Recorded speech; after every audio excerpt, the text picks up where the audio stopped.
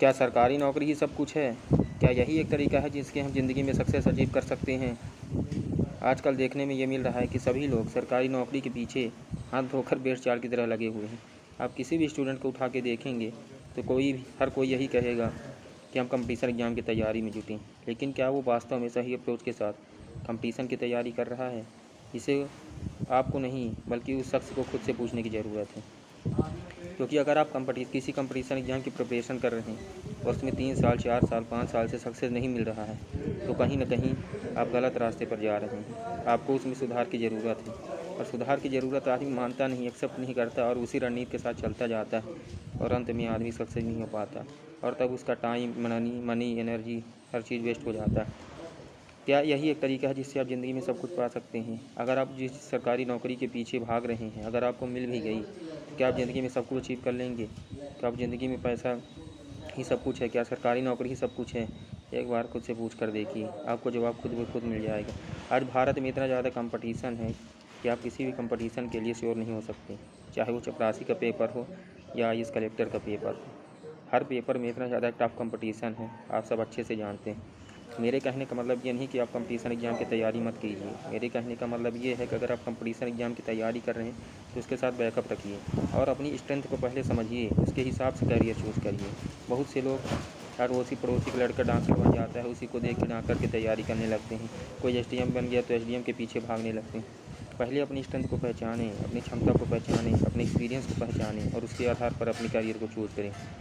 हो सकता है आपका करियर यूट्यूब हो सकता है आप डांस में बहुत अच्छे हैं, हो सकता है आपकी सिंगिंग बहुत अच्छी हो सकता है आपकी बॉडी बहुत अच्छी हो, तो आप इन सब चीज़ों में अपना करियर बना सकते हैं। लेकिन अगर आप दूसरों को देख के, उसकी सफलता को देख के उनके पीछे भागेंगे तो शायद ज़िंदगी में कुछ भी अचीव नहीं कर पाएंगे। बहुत से लोग दूसरों को इम्प्रेस करने के लिए, एक पावर जनरेट करने के लिए, एक अच्छी वाइफ मिल जाने की इसके लिए, अच्छा करियर मिल जाए इसके लिए सरकारी नौकरी के बारे में क्रेज को देखकर भागते रहती हैं। जबकि उन्हें कुछ मिल जाता है तो भी सेटिस्फाई नहीं हो पाते हैं। जब उनकी सर्विस चालू हो जाती है तो वो डिप्रेशन में चले जाते हैं। बहुत से लोगों को जानते होंगे जो उनको ड्रीम जॉब मिल भी गई है फिर भी उन्होंने सुसाइड कर लिया। क्या कारण था? जिस जॉब की तैयारी आप कर रहे हैं उनके पास वो जॉब थी लेकिन फिर भी उन्होंने डिप्रेशन में चले गए, सुसाइड कर लिया। कारण क्या है? कारण ये नहीं है कि आपकी सरकारी नौकरी मिल गई तो आपको सब कुछ मिल जाएगा। कारण ये है कि आपके अंदर उस प्रति ईमानदारी होनी चाहिए, कर्तव्यनिष्ठा होनी चाहिए और आप में वो भाव 1-2 साल नहीं, कंटिन्यू जब तक आप रिटायर हो तब तक बना रहना चाहिए। और कंपटीशन एग्ज़ाम की तैयारी ही सब कुछ नहीं है। आजकल आप देख रहे हैं कोरोना की स्थिति क्या है। बहुत से लोग बहुत से पैसे लगा के बड़े बड़े शहरों में कोचिंग कर रहे थे लेकिन उनके पास अब कुछ नहीं रह गया है। बहुत से लोग ऐसे हैं जो बहुत ही दयनीय स्थिति में चल रहे हैं, ना उनके पास पैसा है। बहुत से लोग उधार लेके तैयारी कर रहे थे, माँ बाप की कितनी सारी उम्मीदें थी लेकिन सब धूमिल सी नज़र आ रही हैं। इसलिए मैं ये कहना चाहूँगा कि किसी भी चीज़ के पीछे आँख मूंद कर ट्रस्ट मत करिए। पहले अपनी स्ट्रेंथ को पहचानें और उसके बाद ही डिसीजन लें। आपके अंदर बहुत पोटेंशियल है। सरकारी नौकरी आपके आगे कुछ नहीं है। अगर आपके अंदर जज्बा होगा तो आप किसी भी चीज़ में पैसा ला करके सक्सेसफुल हो सकते हैं और पूरी दुनिया में छा जाएंगे आप। लेकिन किसी भी चीज़ के पीछे बिना सोचे समझे, न उसके पैटर्न को समझे और बिना किसी इंसान के कहे में बिल्कुल मत चलिए। अपनी स्ट्रेंथ को पहचानिए, उसके हिसाब से रिएक्ट करिए और सक्सेस आपको खुद मिल जाएगी। चाहे किसी भी फील्ड, अगर आपके अंदर नॉलेज है तो सक्सेस आपके पीछे आएगी, अगर नॉलेज नहीं है तो सक्सेस भी आपके पीछे नहीं आएगी।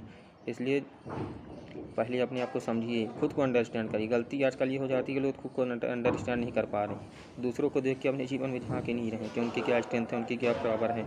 इसलिए अगर आपको खुद को इंटरेस्ट बनाना है, खुद को सक्सेसफुल बनाना है तो खुद की कमियों को दूर करके पहले उनमें मेहनत कीजिए और अपनी कमियों को स्ट्रेंथ में बदलिए और आपके अंदर जो इंटरनल पोटेंशियल है उसके हिसाब से आप चलिए। आपको सब जानेंगे, आपका सोसाइटी में नाम होगा, आपका हर जगह नाम होगा। आपको खुद अंदर संतुष्टि होगी कि हाँ हमने जो कुछ किया, समाज को कंट्रीब्यूट करिए, सोशल सर्विस को कंट्रीब्यूट करिए, खुद को बढ़ाइए, दूसरों को बढ़ाइए। सरकारी एग्ज़ाम बहुत है, मेरा अगले वीडियो आएगा कि सरकारी exam, how to prepare competitive exam in our life, इसके बारे में वीडियो जल्द ही आने वाला है। उसके बारे में मैं सभी स्ट्रेटजी वेल बेस्ड तरीके से बताऊंगा, वेल प्लानिंग तरीके से बताऊंगा कि कंपटीशन एग्ज़ाम की तैयारी कैसे करते हैं। लेकिन ये वीडियो बनाना इसलिए ज़रूरी था क्योंकि लोग आँख मूंद कर सरकारी नौकरी के पीछे भाग रहे हैं। आपको सफलता मिले या ना मिले ये अलग बात है, लेकिन क्या आपने जो आपकी इंटरनल आवाज़ आ रही थी उसके हिसाब से डिसीजन लिया या नहीं लिया? अगर आप उसके हिसाब से अब डिसीजन नहीं लिए हैं तो आप सफल भी हो जाएंगे तो आपको कुछ मिलेगा नहीं। आप बाद में पछताते ही रह जाएंगे, काश मैंने अपने समय अपने पैशन को फॉलो किया होता तो शायद मैं आज कहीं और होता। बहुत से लोग हैं, आप सचिन तेंदुलकर को देखिए, किसी भी महान खिलाड़ी को देखिए, किसी भी महान पर्सनालिटी को देखिए, उन्होंने अपने पैशन को फॉलो किया। बहुत से लोग हैं जो 10वीं 12th पास नहीं है, लेकिन आज उसको पूरी दुनिया जानती है और वो हर जगह फेमस है। इसलिए आपकी जो स्ट्रेंथ, अगर आप उस पर वर्क करेंगे तो आपको सब जानेंगे और आप ज़रूर सफल होंगे। ये मेरा वादा है। जय हिंद, जय भारत।